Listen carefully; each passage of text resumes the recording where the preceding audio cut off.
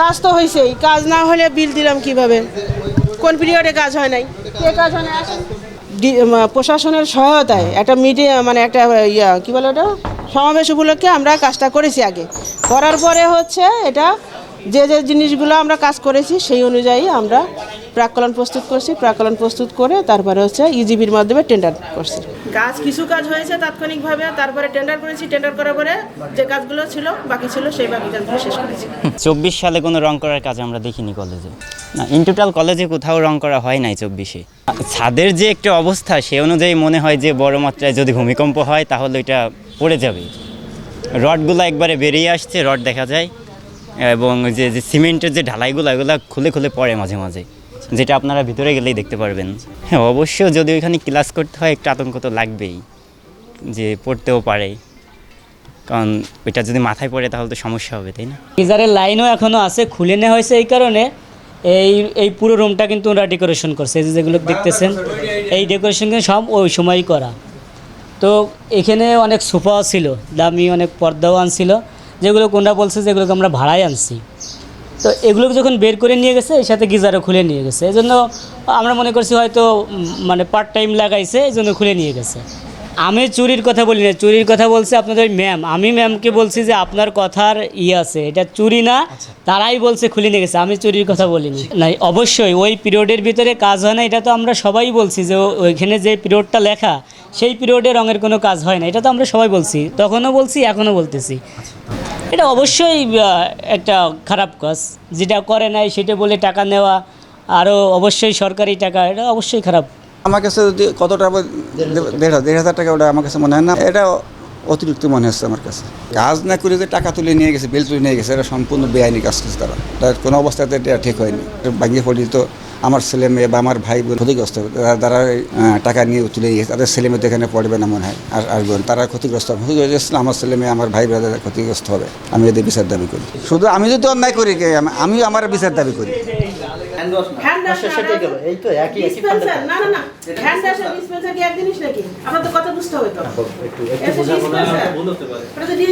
মানে যেটাতে hand wash রাখা হয় স্টিলের,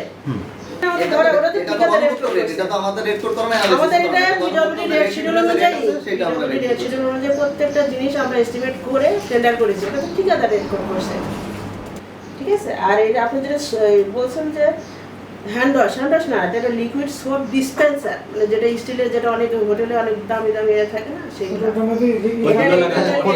এটা রেট আছে 6,000 টাকা আমরা করেছিলাম। এখন প্রায় 1.5 বছর 2 বছর। এটা না ওই ওই পাশে ওই পাশে ডিসপেন্সার, এটা হচ্ছে হ্যান্ড ওয়াশ না, এটা এয়ার কুলার না, এটা এসি সার্ভিসিং করা আছে নতুন করে ছাতি।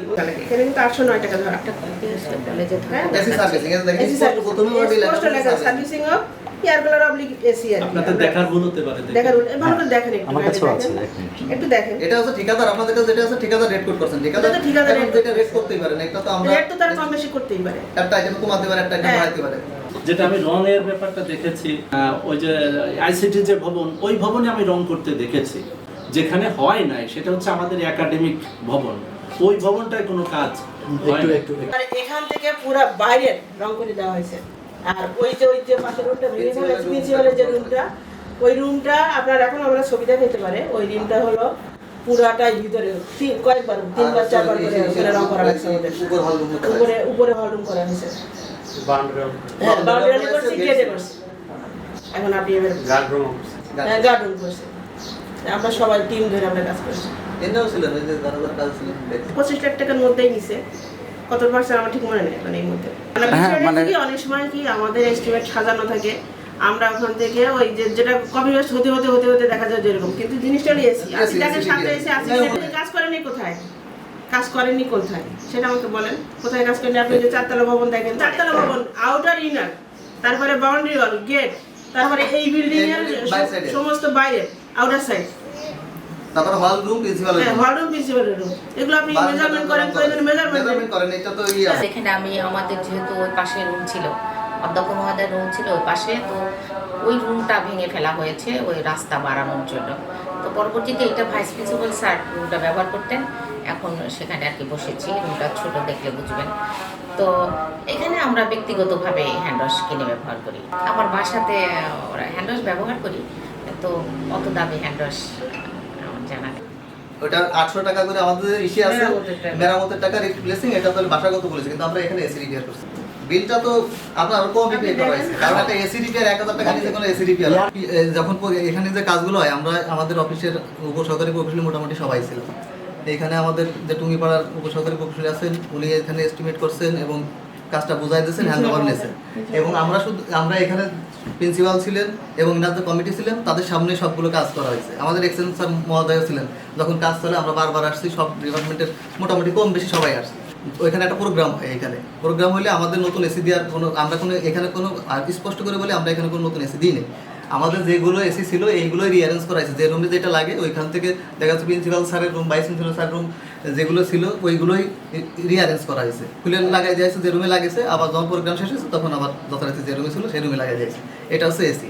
আর আপনি যেটা বলছেন এয়ার কুলার রিপেয়ার না, এখানে এসি সবগুলো রিপেয়ার করা হয়েছে। এখানে বাসাগত ত্রুটি হয়েছে আমাদের। হচ্ছে উনি ইলেকট্রিক্যাল ইঞ্জিনিয়ার না, উনি সিভিল ইঞ্জিনিয়ার।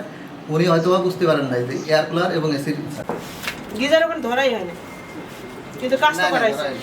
ধরা হয় না, লাগানো হয় না, এখন এটা চুরি নাটক আছে, এটা আমরা বুঝি। তার মানে তো মানে লাগাই নাই।